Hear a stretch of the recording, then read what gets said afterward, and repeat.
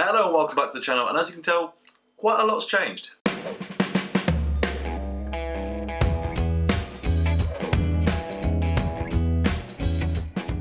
As I'm sure the title of this video gives away, we're really here to talk about this thing, but just before we get onto that, I just want to cover a few bits. There's quite a lot has changed in this room. As you can see, there's more artwork on the walls. There is obviously this massive elephant in the room, a slightly bigger one in the form of a beer fridge behind me, which I've forgotten to turn the light on for, so let's see if that improves things any.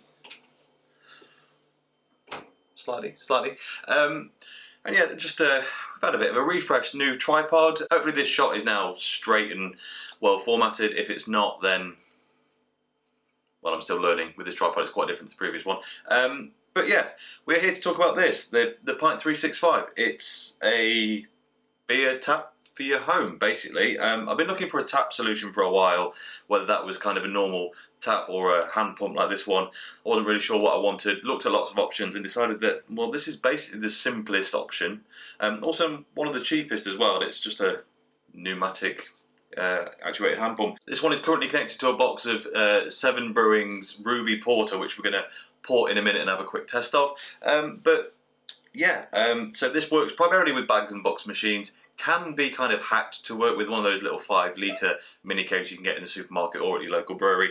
And more importantly for me, it's compatible with a corny keg, which I also have but not used yet for my home brewing, which is still brewing, but eventually we'll get there. So yeah, this is the kind of the most basic option. You can get upgrades where you get the plinth and handle in wood.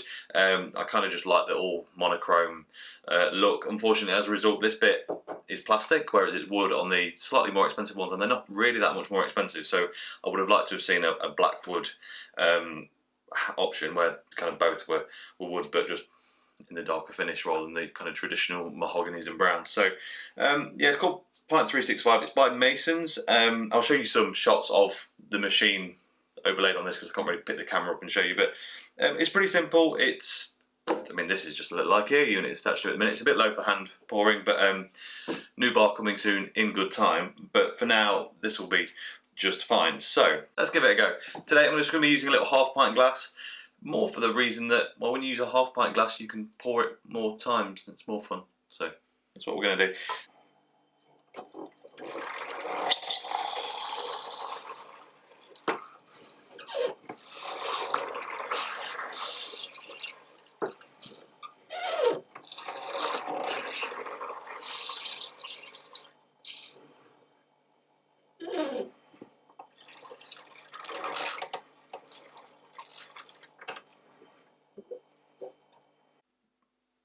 This box is starting to come to the end of its life, as well, I had a little party with it last night. So it took a few more pumps to get half a pint. When they're kind of fresh and full, it only takes a couple of goes, but I think they're quarter pint volumes, I believe. But that is what it looks like. I mean, it looks like a pub poured pint. The head on this is going a bit, but this is not the most it's not the thickest beer in the world. It's called a porter, but it's called a Ruby Porter. It's actually like almost a darker best bitter. And I say I drank a lot of it last night, so I know what it's like, but it's pretty good, so cheers. Previously I kept the keg in the fridge for a day before I brought it out. I can tell it's warmed up. That is warmer than it was, especially if you keep it in the fridge for a bit, I think. But it's really enjoyable, and just to be able to use this system at home, it's cracking. This sounds like an ad. I bought this, I paid for it. But I really like it. I really like it. I'll be interested to see what different beers I like through it. I have tried a golden ale through it as well, which was also poured accidentally. Actually, they visually were better than these. It was a slightly more lively beer. But you get different these things, little sparklers. You get different ones, different sizes to put on and match what you beer. I'm using the kind of the tightest head one on this to kind of liven it up a bit because it's quite a flat beer, this one. But that's the Pint365. If anyone's got any thoughts what else you could put through it, what beers might work best, or any supplies for this kind of stuff that I should check out, let me know in the comments below, because I'm keen to use it more and more.